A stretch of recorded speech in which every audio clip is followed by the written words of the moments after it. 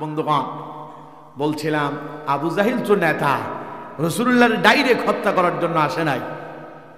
Abu Lahab direct আসে নাই, উদ্বা Sahiba মুগিদারা direct আসে নাই, ওমর আসছে। আবু জাহেল ঘোষণা দিচ্ছে যে মুহাম্মদের মাথাটা যেই ব্যক্তি ঘাড় থেকে আলাদা করতে পারবে, অথবা মুহাম্মদকে জীবিত অথবা মৃত অবস্থায় আমার কাছে নিয়ে আসতে পারবে, তারে 100 লাল উট উপহার দেওয়া হবে। ওমর উঠা দাঁড়ায় গেছে। ওমর দাঁড়ায় খাপ থেকে তরবারি বাইর করছে, বের করে বলতেছে, আবু জাহেল নেতা, কথা ঠিক আছে? আবু জাহেল কে, ওমর এটা তো তোমারে দিয়েই হবে। পাম দিতেছে। কি দিতেছে? পাম দেয়, পাম দিতেছে, বলতেছে, হ্যাঁ ওমর ঠিক তুমি পারবা, খালি মাথা দেয় না দেখাও। ওমর কয়, তাইলে আমার তরবারি অপেক্ষা করো, মুহাম্মদের কল্লা আনতেছি। নাউজুবিল্লাহ পড়েন, আরো জোরে পড়েন নাউজুবিল্লাহ। সেই ওমর ইমান কবুলের আগে কি সন্ত্রাস, ইমান কবুলের আগে কি, আর ইমান কবুলের পরে রাসূল বলছেন, আমার পরে আল্লাহ কারোর নবী বানালে ওমর নবী হতো। সুবহানাল্লাহ কইলেন না? সে ওমর বলছে কিভাবে কোরআন ওমরকে বদলায়া দিল, জাহান্নামের দিকে ধাবিত ওমর কিভাবে জান্নাতি মানুষে রূপান্তরিত হলেন। ইবনে হিশামের বর্ণনা এসেছে, ইমাম আহমদ ইবনে হাম্বলের বর্ণনা এসেছে, হযরত ওমর নিজেই বলছেন, ঈমান কবুলের আগে মুহাম্মদ সাল্লাল্লাহু আলাইহি সাল্লামকে আমি শত্রু মনে করতাম। রাসূলুল্লাহ কোরআনের দাওয়াত দিত, কালেমার দাওয়াত দিত, নবীর দাওয়াত শুনে কালেমা গ্রহণ করত কাফেররা, এটা আমি সহ্য করতে পারতাম না। আর আমি শুনতাম, জানতাম মুহাম্মদ সাল্লাল্লাহু আলাইহি সাল্লাম তিনি নাকি রাতের আঁধারে তিনি কাবার চত্বরে আসতেন, কাবার ভেতরে হেরেমে ঢুকে যেতেন, কাবার ভেতরে ঢুকে তিনি দাঁড়ায়া দাঁড়ায়া নামাজ আদায় করতেন আর কোরআন তিলাওয়াত করতেন। ওমর বলতেছে, আমি একদিন মনে মনে চিন্তা করলাম, মুহাম্মদকে এই কাজ করতে দেব না, মুহাম্মদ সাল্লাল্লাহু আলাইহি সাল্লামকে নামাজ আদায় করতে দেব না, কাবা এলেই মুহাম্মদ সাল্লাল্লাহু আলাইহি সাল্লামকে আমি বাধা দেব। বলেন নাউজুবিল্লাহ। রাসূলুল্লাহর নামাজ পড়তে আমি ডিস্টার্ব করব, মুহাম্মদকে আমি নামাজ পড়তে দেব না, যেই চিন্তা সেই কাজ। ওমর বলছে, একদিন গভীর রাতে আমি অপেক্ষা করতে লাগলাম। শুনেছি রাত যখন গভীর হয়ে যায়, সব মানুষ যখন ঘুমায়া যায়, ওমর তখন উঠে যায়, মুহাম্মদ সাল্লাল্লাহু আলাইহি সাল্লাম তখন উঠে যায়। ওমর বলতেছে, মুহাম্মদ নাকি গভীর রাতে কাবার ভেতরে ঢুকে। আমি অপেক্ষা করতেই লাগলাম মুহাম্মদ সাল্লাল্লাহু আলাইহি সাল্লাম কখন উঠবেন, আর সারা রাত আমি রাসূলুল্লাহকে পাহারা দিচ্ছি। হঠাৎ করে দেখতে পেলাম রাত যখন গভীর হয়ে গেল, আমি তাকায় দেখতে পেলাম মুহাম্মদ সাল্লাল্লাহু আলাইহি সাল্লাম তিনি তার ঘরের দরজা খুললেন। দরজা খুলে রাসূলুল্লাহ তড়িৎ গতিতে তিনি কাবার দিকে রওনা হয়ে গেলেন। খুব দ্রুত গতিতে চলছেন রাসূলুল্লাহ। ওমর বলছেন, আমি আড়ালে দাঁড়ায় গেলাম, নবী সামনে চলেন আর আমি পেছনে তাকে অনুসরণ করতেছি। আমি গিয়ে দেখলাম নবী করিম সাল্লাল্লাহু আলাইহি সাল্লাম তিনি কাবার হেরেমের ভিতরে ঢুকে গেলেন, আমি আড়ালে দাঁড়ায় গেলাম। ওমর বলেন, রাসূলুল্লাহ আল্লাহু আকবার বলে নামাজে ঢুকলেন। নবীজি নামাজ শুরু করলেন, সূরা ফাতিহা শেষ করে রাসূলুল্লাহ কোরআনুল কারীমের সূরা হাক্কা থেকে তিলাওয়াত করতে লাগলেন। ওমর বলছে, রাসূলুল্লাহ তিলাওয়াত করলেন, আল হাক্কাতু মাল হাক্কা ওয়া মা আদরাকা মাল হাক্কা كذبت ثمود وعاد بالقارعة فأما ثمود فأهلكوا بالطاغية। ওমর বলছে, নবী করিম সাল্লাল্লাহু আলাইহি সাল্লাম তিনি তিলাওয়াত করতেছেন, আমি মুগ্ধ হয়ে পাগলের মতো কোরআন শুনতেছি। সুবহানাল্লাহ। ওমর বলতেছে, মুহাম্মদ সাল্লাল্লাহু আলাইহি সাল্লামের কোরআন তিলাওয়াত শোনার পরে আমি মনে মনে চিন্তা করতে লাগলাম, লোকেরা যে মুহাম্মদকে পাগল বলে, আসলে এটা তো কোনো পাগল নয়। লোকজন বলে মুহাম্মদ নাকি কবি। ওমর বলতেছেন, এটা কোনো কবি, সাধারণ কোনো কবি নয়, কারণ কবিরা যত কবিতা আবৃত্তি করতেছে, এত দারুণ শব্দ চয়ন, এত চমৎকার ভাষা, ওমর বলছে আমি আমার জীবনে শুনতে পাইনি। মুহাম্মদ সাল্লাল্লাহু আলাইহি সাল্লাম এত চমৎকার শব্দ চয়ন করছেন, রাসূলুল্লাহ এত দারুণ ভাষায় তিনি কোরআন তিলাওয়াত করছেন। ওমর বলছে আমি মনে মনে ভাবলাম, নিঃসন্দেহে এটা কোনো পাগল নয়, বরং এটা উঁচু লেভেলের একজন কবি হবে। বলেন নাউযুবিল্লাহ। আমার নবী কি কবি ছিল? কথা বল না কেন, আমার নবী কবি ছিল? ওমর বলতেছে আমি মনে মনে ভাবতেছি মুহাম্মদ সাল্লাল্লাহু আলাইহি সাল্লাম খালি কবি নন, বড় মানের একজন কবি হবেন। ওমর বলতেছে এই কথা যখন মনে মনে চিন্তা করলাম, কেমনে যে রাসূল টের পেয়ে গেল। ওমর বলতেছে আমার এই মনের কথা রাসূলুল্লাহ তারপরের আয়াত তিলাওয়াত করে আমারে শোনায়া দিল। পড়েন আল্লাহু আকবার।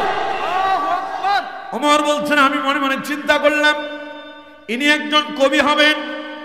হযরত ওমর বলেন এই মুহূর্তে নবীজি তিলাওয়াত করলেন, ইন্নাহু লাকাউলু রাসূলিন কারীম ওয়া মা হুয়া বিকাউলি শাইরিন কলিলাম মা তুমিনুন। পড়ুন আল্লাহু আকবার।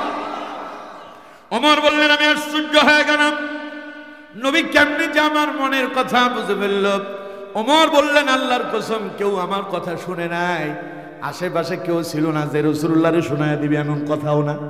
মনে মনে ভাবতেছিলাম নবী আমার মনের কথা বুঝলেন, তিনি জবাব দিচ্ছেন। আমি বললাম এটা কবি, তিনি বললেন ইন্নাহু লাকাউলু রাসূলিন কারীম। না না, এটা কোনো কবি নয়, বরং যিনি কথা বলছেন, যিনি তিলাওয়াত করছেন তিনি আল্লাহর রাসূল। চিল্লায় বলেন সুবহানাল্লাহ। ওয়া মা হুয়া বিকাউলি শাইরিন কলিলাম মা তুমিনুন। ওমর বলতেছে এবার রাসূলুল্লাহ বললেন ওয়া মা হুয়া বিকাউলি শাইর, এটা কোনো কবির কবিতা নয়। সুবহানাল্লাহ কোন, আরো জোরে পড়েন সুবহানাল্লাহ। ওয়া মা হুয়া বিকাউলি শাইর। ওমর তুমি মনে করতেছ এটা কবিতা? ওমর কয় আমি আশ্চর্য হলাম, নবী বলতেছেন ওয়া মা হুয়া বিকাউলি শাইর, এটা কোনো কবির কবিতা নয়। কলিলাম মা তুমিনুন, তোমরা কম সংখ্যক মানুষই এর উপর ঈমান আনো। ওমর বলতেছেন এবার আমি মনে মনে চিন্তা করতেছি, না মুহাম্মদকে তো আগে মনে করছিলাম এটা কবি, এখন দেখিছি আমার মনের কথা বলে ফেলতেছে, তাইলে নিশ্চয় এটা গণক হবে। কি হবে? গণক। বুঝেন তো, মানুষের ভাগ্য গণনা করে, আছে না এরকম? এদেশের টিয়া দিয়া, টিয়া পাখি, টিয়া পাখিও নাকি মানুষের ভাগ্য গণে। বানর নাকি মানুষের ভাগ্য গণনা করে। কিছু পাগল ছাগল আছে না, রাস্তার পাশে টিয়া পাখি নিয়ে বসে আছে, আরেকজন 10 টাকা দিয়া বলতেছে টিয়াকে বলো আমার ভাগ্য গণনা করে দিতে। টিয়া পাখি মুখে করে একখান চিঠি নিয়ে আসে, ওই চিঠি পড়ে এবার টিয়া পাখির মালিক তার ভাগ্য গণনা করতেছে।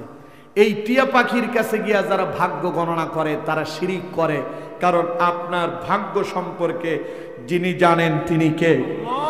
আরো জোরে বলতে হবে, যিনি জানেন তিনি কে? তাহলে আপনি যে গেলেন টিয়া পাখির কাছে, টিয়া পাখি বড় না আল্লাহ বড়? ও টিয়ারে মানে আল্লাহরে মানে না, ঠিক কিনা? ওর ভাগ্যে কি আছে আল্লাহরে জিজ্ঞাসা করো, আল্লাহ আমার ভাগ্য যদি খারাপ হয় ভাগ্য বদলায় দাও। রাসূলুল্লাহ বলেছেন দোয়ার মাধ্যমে মানুষের ভাগ্যের পরিবর্তন হয়। সুবহানাল্লাহ কোন। সুতরাং দোয়া করো, ভাগ্যের পরিবর্তন হবে। তোমার ব্যবসা বাণিজ্যে বরকত নাই, চাকরি বাকরি হয় না, পাসপোর্ট বানিয়েছো অনেক বছর হয়ে গেল, এখনো পাসপোর্টে ভিসা লাগে না। টিয়া পাখি ময়না পাখির কাছে যাওয়ার দরকার নাই, বানরের কাছে গিয়া ভাগ্য গণনা করতে হবে না। তাহাজ্জুদের নামাজ আদায় করে চোখের পানি ছেড়ে দিয়া আল্লাহর কাছে কাঁদো, আল্লাহ তোমার ভাগ্যের পরিবর্তন করে দেবেন। এখন তো সুবহানাল্লাহ খুব কম, আস্তে করে করবেন, কারণ আপনারা বলেন যে না না হুজুর এত কিছু করলাম ভাগ্যের পরিবর্তন হয় না, তাহাজ্জুদ পড়লে ভাগ্যের পরিবর্তন হবে, এইটা কেমন কথা? পড়ে দেখেন না, ট্রাই করে দেখেন, বেশি না 1 মাস 40 দিন করেন। মনের কথা গভীর রাতে উঠে আল্লাহকে বলেন, আল্লাহ যদি আপনার ডাকে সাড়া না দেয় তখন আমারে বললেন যে হুজুর আপনার কথা শুই না আমি প্রতিদিন তাহাজ্জুদের বিছানায় দাঁড়িয়েছি, 40 দিন নামাজ পড়লাম, আমার তো কিছুই হইল না। তখন আমার বলেন, কারণ রাসূলুল্লাহ বলেছেন ইয়ানজিলু রাব্বুনা কুল্লা লাইলাতিন ইলা সামাঈদ দুনিয়া হিনা ইয়াবকা থুলুসুল লাইলিল আখির।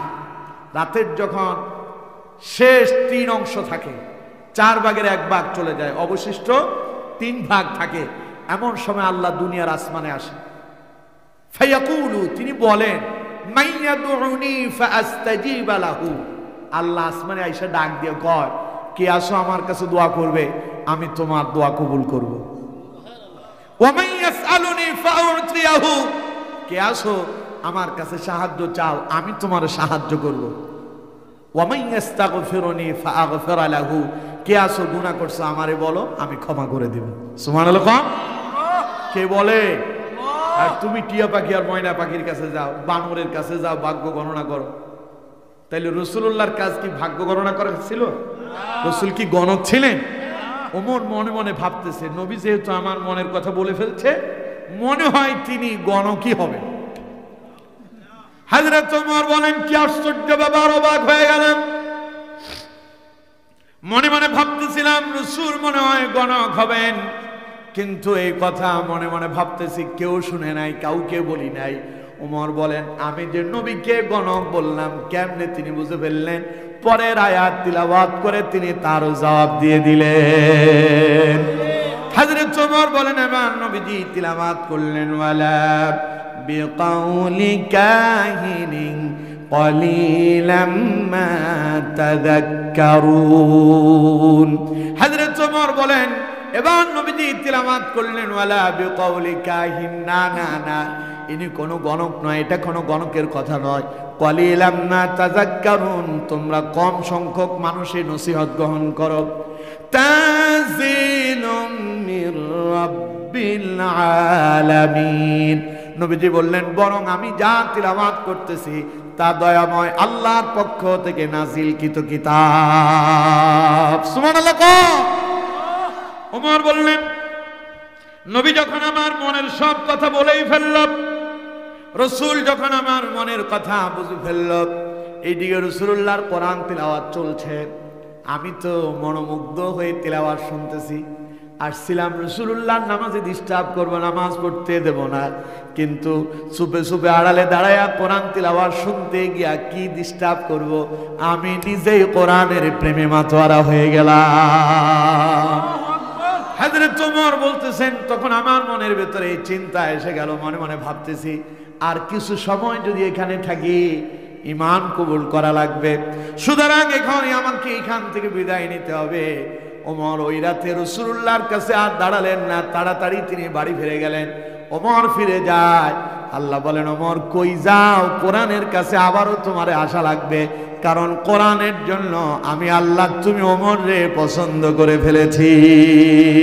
চিল্লায় বলেন আল্লাহু আকবার। যেই দিন ওমর এলেন, ওই আবু জাহেল ঘোষণা দিল, রাসূলুল্লাহর মাথা যদি আলাদা করতে পারো, উট কতটা পাওয়া যাবে?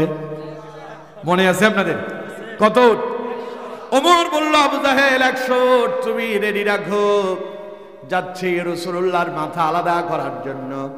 ওমর রেডি হয়ে গেলেন, দৌড়াতে লাগলেন। প্রতিমধ্যে একজন সাহাবীর সঙ্গে দেখা হয়ে গেল, নাম হলো নুআইম বিন আব্দুল্লাহ। নুআইম বিন আব্দুল্লাহ তাকে দেখে জিজ্ঞাসা করলেন, ওমর যাও কই? ওমর কয়, জানো না নতুন এক নবীর আবির্ভাব হয়েছে, তিনি আমাদের দারুণ ক্ষতি করতেছেন, আমাদের ধর্মের লোকেরা ধর্মহীন হয়ে যাচ্ছে, নতুন ধর্ম গ্রহণ করতেছে, মুহাম্মদকে এই কাজ আর চালাতে দেওয়া যাবে না, আমি যাচ্ছি মুহাম্মদের ঘাট থেকে মাথা আলাদা করতে। বলেন নাউজুবিল্লাহ। নুআইম বিন আব্দুল্লাহ বললেন, তাই নাকি? মুহাম্মদ কোরআনের দাওয়াত দিয়া তোমার এত ক্ষতি করছে? কয় যে হ্যাঁ। তখন ওই সাহাবী বললেন, তাহলে তুমি শোনো, মুহাম্মদের ওই কালেমার দাওয়াত কিন্তু তোমার ঘরেও ঢুকে গেছে। সুবহানাল্লাহ। কোন যদি মুহাম্মদ কোরআনের দাওয়াত আর কালেমার দাওয়াত দিয়ে অন্যায় করে, তার ঘাট থেকে যদি মাথা আলাদা করতে হয়, আগে নিজের ঘর ঠিক করো, পরে রাসূলকে দেখতে যাও। ঠিক কিনা? আমাদের দেশে একখান কথা আছে, কয় যে আগে ঘরে সেরাক, পরে মসজিদে সেরাক। ঠিক কিনা? এমন কথা আছে না? আবার আমার দেশের কিছু মানুষ আছে দেখবেন, ও বলে আমি যদি সরকার হইতাম, আমি যদি প্রধানমন্ত্রী হইতাম, এই করে ফেলতাম, সেই করে ফেলতাম, রাষ্ট্র স্বাধীন করে ফেলতাম, সব বন্ধ করে ফেলতাম, বলে না এরকম? অথচ তার পরিবারের সদস্য হলো 5 জন, স্বামী স্ত্রী, তারা 2 জন, সাথে আছে মা, সাথে আছে বাবা, আর আছে একটা সন্তান। কয়জন হলো? এই 5 জনের একটা পরিবার সে কন্ট্রোল করতে পারে না, ঠিক কিনা? মায়ের সঙ্গে তার কথার বেমিল, বাবার সঙ্গে বনে না, স্ত্রীর সঙ্গে হয় না, সন্তান কথাই শোনে না। তিনি 5 জনের পরিবারের প্রধান হইয়া তিনি একটা পরিবার কন্ট্রোল করতে পারে না, অথচ তিনি পুরো রাষ্ট্র কন্ট্রোলের চিন্তা করে, ঠিক কিনা? আল্লাহ কয় না না, তুই অত দূর যাইস না, ঘরের ভেতরে যা দিলাম আগে নিজের ঘর ঠিক কর, পরে রাষ্ট্রের চিন্তা কর। প্রত্যেকে যদি নিজের ঘর ঠিক করতো, রাষ্ট্র অটোমেটিকই ঠিক হয়ে যেত, ঠিক কিনা? কারণ আপনার ঘরের সবাই যদি নামাজি হয়, তাইলে সব ঘরের সবাই হবে নামাজি। সব ঘরের সবাই যদি নামাজি হয়, রাষ্ট্রে নামাজ কায়েম হয়ে যাবে, ঠিক কিনা? সব ঘরের সবাই যদি কোরআন দিয়ে জীবন যাপন করে, গোটা রাষ্ট্রের সবাই হবে কোরআন দিয়ে জীবন যাপনকারী। আর সবাই যখন কোরআন দিয়ে জীবন পরিচালনা করবে, রাষ্ট্রে কোরআনের শাসন কায়েম হবে, ঠিক কিনা? আপনি তো পরিবারই ঠিক করতে পারেন নাই, রাষ্ট্র কেমনি ঠিক করবেন? সাহাবী বললেন, ওমর, মুহাম্মদকে পরে ঠেকায়ও, আগে নিজের ঘর ঠিক করো। ওমর কয়, আমার ঘরে কি হয়েছে? কয়, তোমার বোনের বাড়িতে গিয়া দেখো ঘটনা কি ঘটছে। ওমরের মেজাজ তো আরো খারাপ। 12টা পেরিয়ে গেল, বরকত হচ্ছে না? আমার বন্ধুগণ, অসুবিধা হচ্ছে না তো আপনাদের? ওমর এবার বোনের বাড়ির দিকে দৌড় যাচ্ছিল, রাসূলুল্লাহর হত্যা করবে। মাঝখানে সাহাবী বললে, নিজের ঘর ঠিক করো। বোনের বাড়িতে দিল দৌড়। দরজার সামনে যখন ওমর এলো, ভেতর থেকে কোরআনের আওয়াজ শুনতে পেল। ওমর তো কোরআনের সাথে আগেই পরিচিত হয়েছে, রাতের আধারে কোরআন শুনেই ওমর বুঝে ফেলছে, এই তো সেই কিতাব যেটা আমি রাসূলুল্লাহর কণ্ঠে শুনেছিলাম। সুবহানাল্লাহ। কোন আমার বন্ধুগণ, ওমর ঘরের দরজায় দাঁড়ায়া কি করলো? কি কয়? না না, আপনাদের ভাষায় কন। টলকি দিল, টলকি দিল, ঠোকা দিল নাকি? আর সাধারণত ভাষা হলো টোকা দিল, টোকা নাকি? টোকা দিল। ভেতর থেকে বোন বলতেছে, কে? বাইর থেকে ওমর জবাব দিচ্ছে, আমি ওমর। তাড়াতাড়ি সেটাকে লুকায় ফেলছে। দরজা খুলে দেওয়া হলো। ওমর ভেতরে এলেন, জিজ্ঞাসা করলেন, কি করতেছিলে, কি পড়তেছিলে? বোন ফাতেমা, বগ্নি ফতি সাইদ 2 জন চুপ করে বসে আছেন, কেউ কোনো কথা বলেন না। ওমর বললেন, আমি শুনেছি তোমরা নাকি ধর্মহীন হয়েছ, তোমরা নাকি বাপ দাদার ধর্ম ছেড়ে দিয়া মুহাম্মদের আনিত ইসলাম কবুল করেছ। 2 জন মাথাটা নিচের দিকে দিয়ে বলে, যা শুনেছ তা ঠিকই শুনেছ। আল্লাহু আকবার। দেখেন না, আমাদের দেশের এক শ্রেণীর লোকেরা নিজের মুসলমান বলে পরিচয় দিতে হীনমন্যতা দেখায়, নিজের পরিচয় দেয় আমি বাঙালি। আগে কি বাঙালি না আগে মুসলমান? আগে কি? আমার পরিচয় হলো আমি মুসলমান। আমি কি?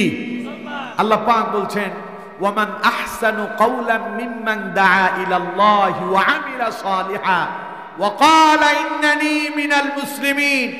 তার কথার চাইতে কার কথা উত্তম হতে পারে যে মানুষদেরকে আল্লাহর দিকে ডাকে এবং নেক কাজ করে আর বলে আমি হলাম মুসলমান। সুবহানাল্লাহ কইলেন না?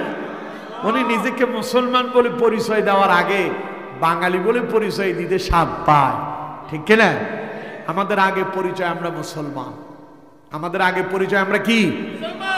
আর জাতীয়তা হিসেবে আমরা বাংলাদেশী, ঠিক কিনা?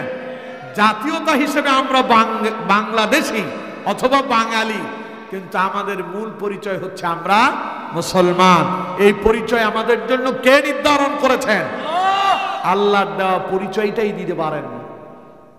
সুতরাং মুসলমানেরা নিজেকে মুসলমান বলে পরিচয় দিতে মোটেও ভয় পায়। জোরে বলেন, ভয় পায়? বোন ফাতেমা ভগ্নিপতি সাইদ বললেন, যা শুনেছ ঠিক শুনেছ, আমরা ইসলাম কবুল করে ফেলেছি।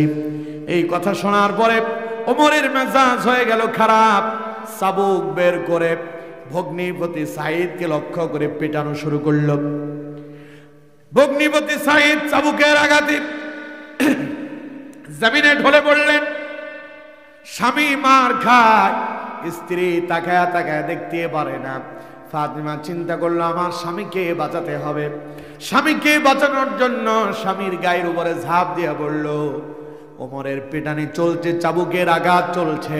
প্রত্যেকটা চাবুকের বাড়ি গিয়া নিজের আপন বোন ফাতেমার শরীরের উপরে পড়তেছে।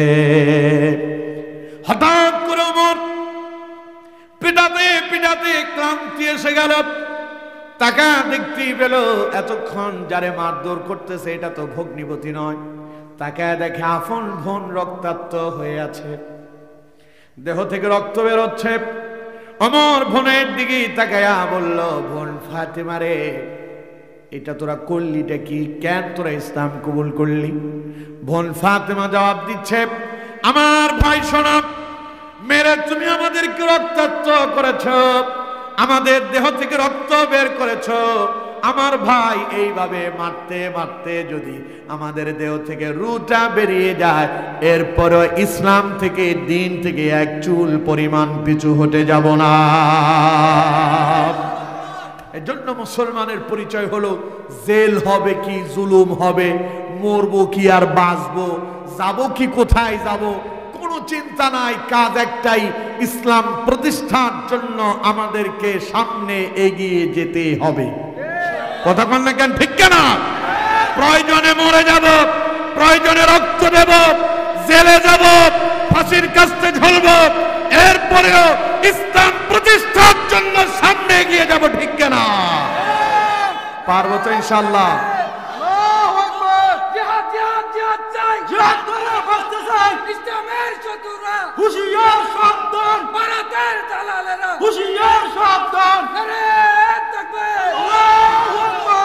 সুতরাং মুমিনেরা পিছু হটে না, সামনে এগিয়ে যায়।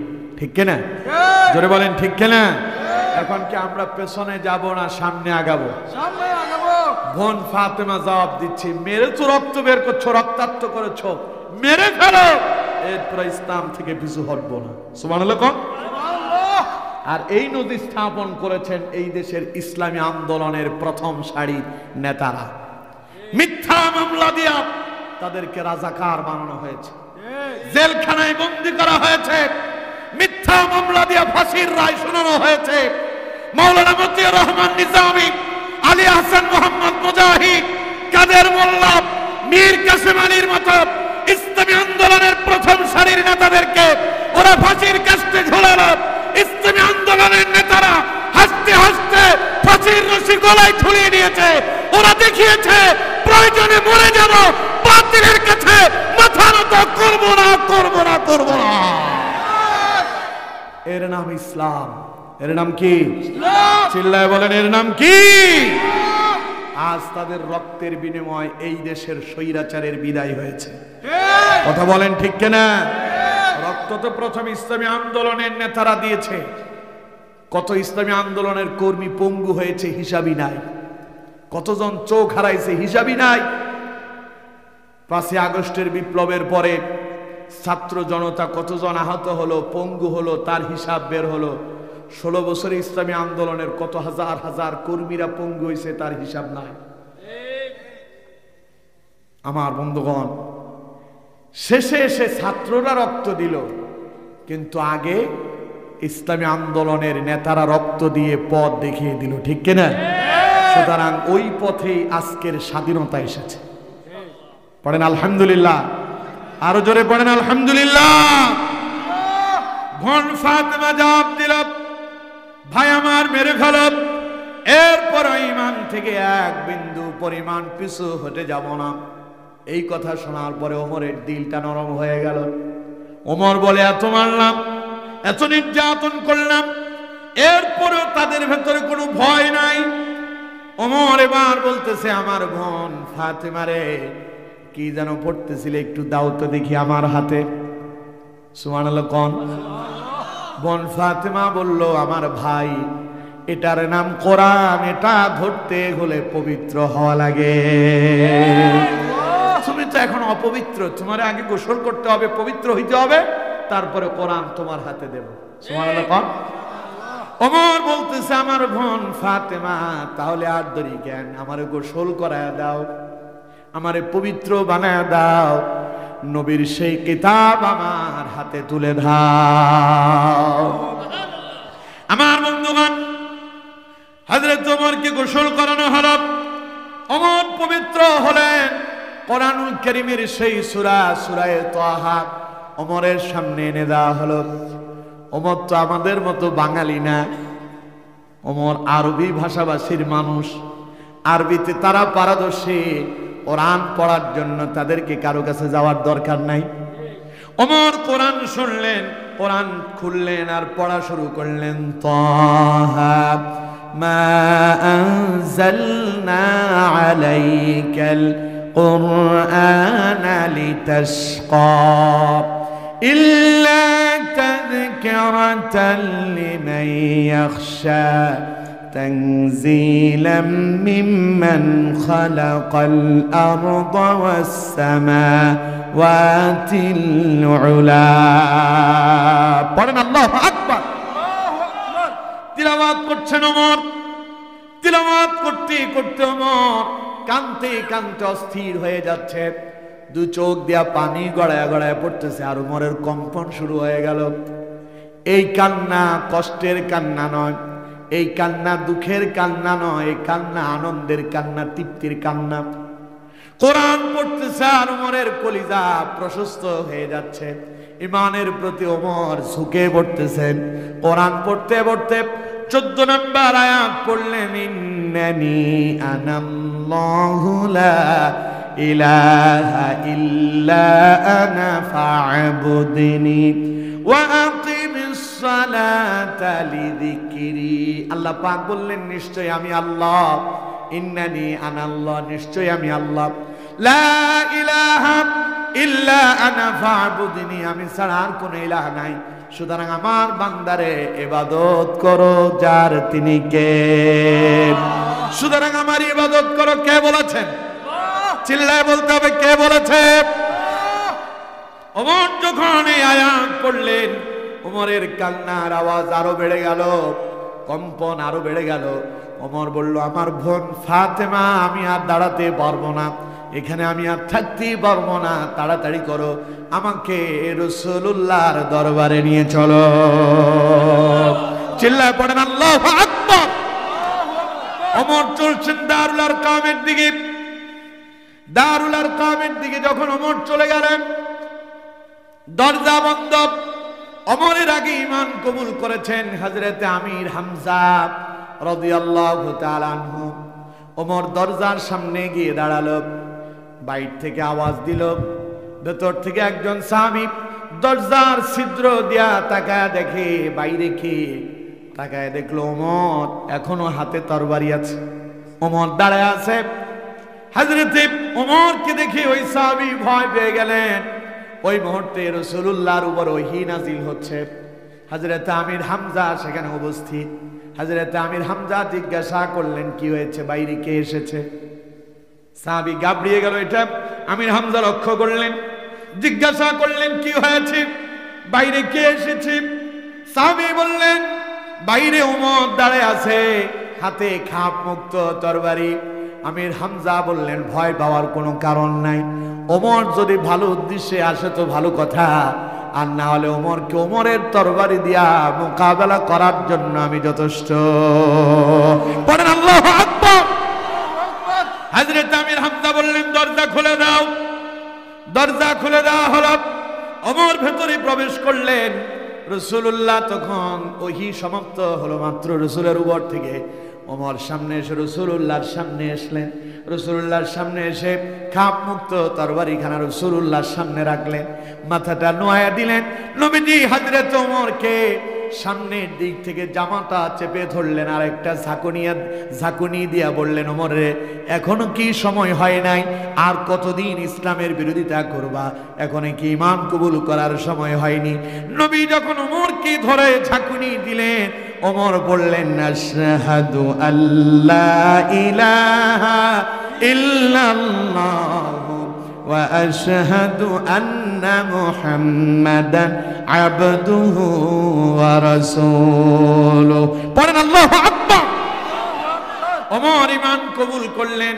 যখন ওমর ঈমান কবুল করলেন, ওমর কালেমা পড়ার সঙ্গে সঙ্গে দারুল আরকামের ভিতরে উপস্থিত সমস্ত সাহাবীরা একযোগে তাকবীর দিলেন, লিল্লাহি তাকবীর। আর জোরে লিল্লাহি তাকবীর, লিল্লাহি তাকবীর। আবু জাহেলের অপেক্ষায় ওমর রাসূলুল্লাহর মাথা আনবে, কিন্তু আবু জাহেলরা যখন মক্কার আশেপাশে কাবার প্রান্তরে বসে আছে, দারুল আরকাম থেকে আওয়াজ এলো, তাকবীরের আওয়াজ। কিসের আওয়াজ আসছে? চিল্লায় বলেন কিসের? তাকবীর আওয়াজ শুনলে কাফেরদের কলিজায় যিনি ভয় ধরায় দেন তিনি কে? দেখেন নাই 16 বছর কোরআনের বিরোধিতা করেছিল যারা, নারে তাকবীর আল্লাহু আকবারের স্লোগানকে জঙ্গিবাদের স্লোগান বলেছে তারা। ওরা এই আওয়াজকে বন্ধ করতে চেয়েছিল, কারণ এই আওয়াজ শুনলেই তারা ভয় পেত, ঠিক কিনা?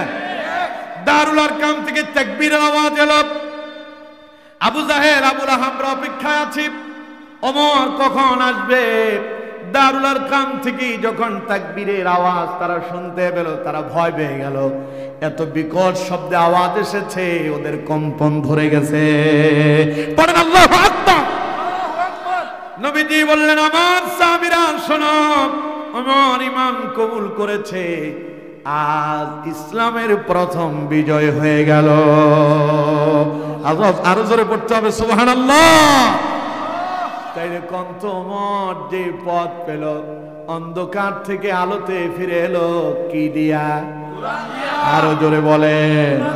সুতরাং আমার বন্ধুগণ, আল্লাহ রাব্বুল আলামিন বলছেন, কিতাবুন আনজালনাহু ইলাইকা লিতুখরিজান নাসা মিনাজ যুলুমাতি ইলান নূর।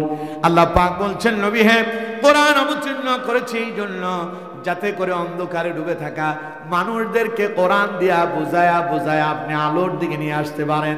আমার নবী কোরআন দিয়া বুঝায়া বুঝায়া পথ হারা একজন দুইজন নয়, 1 লক্ষ মানুষদেরকে আলোর পথে নিয়ে আসলেন। বিদায় হজের ভাষণে নবী যখন বক্তব্য দিচ্ছেন, রাসূলুল্লাহর সামনে লক্ষাধিক সাহাবী তখন দাঁড়ানো ছিল। চিল্লায় পড়েন আল্লাহু আকবার। জিরো থেকে দাওয়াতি কাজ শুরু করলেন, দাওয়াত দিয়া লক্ষাধিক সাহাবীকে তিনি কালেমার পতাকা তলে নিয়ে এসেছেন। সুবহানাল্লাহ। কোন কি দিয়া? আরো জোরে বলে। কিন্তু সেই কোরআন আমাদের ঘরেও আছে।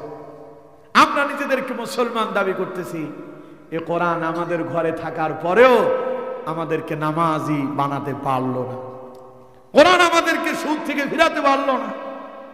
কোরআন ঘরের ভেতরে থাকার পরেও আমরা গান শুনি, সিনেমা দেখি, ব্যভিচার করি, পরকীয়ায় লিপ্ত হই, জিনা করি, আমরা সুদের আসরে যাই, জুয়ার আসরে যাই, মদের আড্ডায় যাই, নামাজ ছেড়ে দেয়, কোরআন বিরোধী কাজ করি, অথচ আমাদের সকলের ঘরে ঘরে কোরআন আছে না নাই?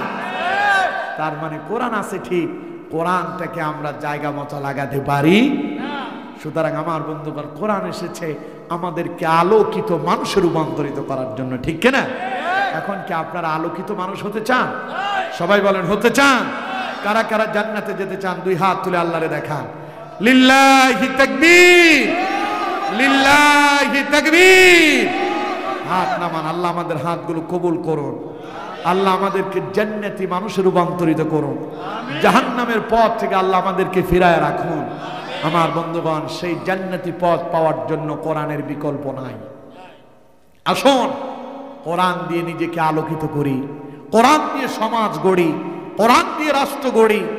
কোরআন দিয়ে যদি নিজেকে আলোকিত করতে পারি, নিজে আলোকিত হব, সমাজ আলোকিত হবে, রাষ্ট্র আলোকিত হবে, রাষ্ট্রে শান্তিও প্রতিষ্ঠিত হবে ইনশাআল্লাহ। বলেন ইনশাআল্লাহ। সুতরাং কোরআনের পক্ষে থাকবো তো ইনশাআল্লাহ। আল্লাহ পাক আমাকে সহ আপনাদের সকলকে কোরআনের পক্ষে ঐক্যবদ্ধ হয়ে কাজ করার তৌফিক দান করুন, বলুন আমিন। আজকে আমি যত কথা বলেছি, আমার কোনো কথায় যদি ভুল হয়ে যায়, আল্লাহ পাক আপনাদের অন্তর থেকে সমস্ত ভুলগুলো মুছে দিন, সঠিক প্রত্যেকটা কথা আরো বলে আমাকে এবং আপনাদের সকলকে বাস্তব জীবনে আমল করার তৌফিক দান করুন, আমরা পড়ে আমিন। আপনাদের উপস্থিতি যদি আরো বেশি হতো, আমি আরো বেশি খুশি হতে পারতাম। তবে এখনো কিন্তু আমি কম খুশি হই নাই, কারণ এই মানুষগুলো ধৈর্য ধরে বসে আছে 2 ঘন্টা। আচ্ছা, এলাকা ছোট, কিন্তু আমি আশ্চর্য হচ্ছি 2 ঘন্টা আপনারা বসে আছেন। আলহামদুলিল্লাহ বলেন। তার মানে মানুষ